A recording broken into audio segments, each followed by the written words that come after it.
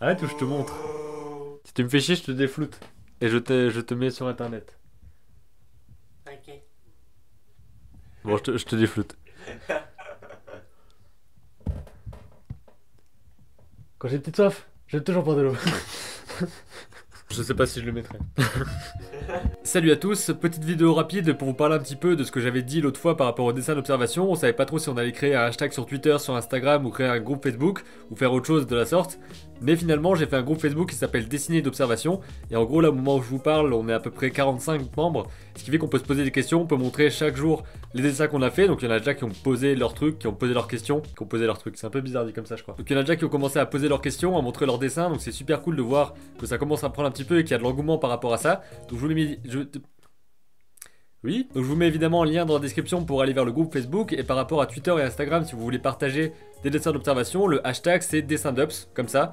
Donc ça existe déjà, ce qui fait qu'il y a déjà des personnes qui ont partagé des dessins avec ce genre de truc. Ce qui fait que je peux pas forcément savoir si vous partagez par rapport à ce défi ou pas avec ce hashtag là, mais ça me permet de voir à peu près qui fait quoi. Tout ça pour dire que plus ou moins sur Facebook c'est le plus facile à faire, donc vous avez autant vous inscrire directement sur le groupe et commencer à partager ce que vous avez fait, à poser vos questions par rapport au dessin d'observation et à partager et avoir des retours des autres membres du groupe. Et je pense que c'est la meilleure des choses à faire, c'est de partager comme ça. Et je suis dans le noir complet, c'est super chiant ça. C'est la mer noire. Oui. Mais non mais merde, attends, comment je peux faire? Du coup je vais être comme ça mais je vais être blanc comme un cul. Ah putain, ça me rappelle les toutes premières vidéos là. Salut à tous, c'est Benjamin Serbet et bienvenue dans le deuxième épisode du journal de bord du créateur ou comment créer votre propre film d'animation. Dans cette série de vidéos, je vous révèle pas à pas toutes les étapes de la création de mon court-métrage pour vous permettre de réaliser votre projet. C'est exact. Donc le plus simple, c'est de s'inscrire... Attends. Donc le plus simple, c'est d'aller s'inscrire sur le groupe Facebook et de partager comme ça vos dessins, vos idées, vos questions, vos réponses. Et ça va vraiment être super cool, je pense. Donc voilà, allez-y, n'hésitez pas à utiliser aussi le hashtag dessindups. Et juste avant de partir, je vais juste vous lire un commentaire intéressant qui a été mis justement sur la vidéo qui lançait le défi d'observation, qui a été mis par HMC. Donc je vais vous le lire et puis voilà. Et la lumière revient évidemment. Donc cette personne me dit, petit conseil quand tu dessines d'observation, faut beaucoup plus regarder ce que tu dessines que ta feuille, du coup détacher le regard de ton carnet, parce que j'ai tendance peut-être à trop regarder mon carnet quand je dessine et à pas assez observer la chose justement. Et après je vais cracher quand je dis ça. Salut.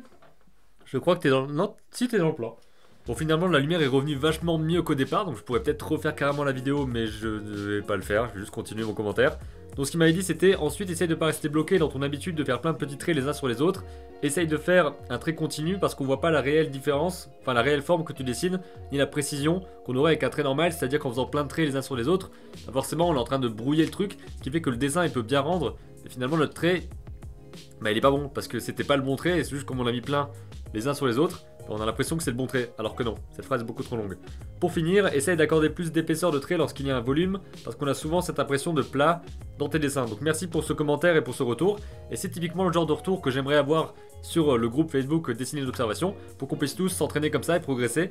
Donc voilà, c'était une vidéo assez courte pour vous dire ça, pour vous dire de commencer à partager ces choses-là, et aller chez l'orthophoniste aussi pour bien prononcer les choses, et ne pas se gourer quand vous les dites, c'est important. Donc voilà, commencez à dessiner, partagez sur le groupe avec le hashtag dessindups. Et on se retrouve très vite pour une nouvelle vidéo. D'ici là, comme d'habitude, créez vos images et racontez vos histoires. Mais ça commence à me saouler un petit peu de dire ça à chaque fois. Donc maintenant, je dirais juste peut-être salut. Je verrai bien. Merci. Salut!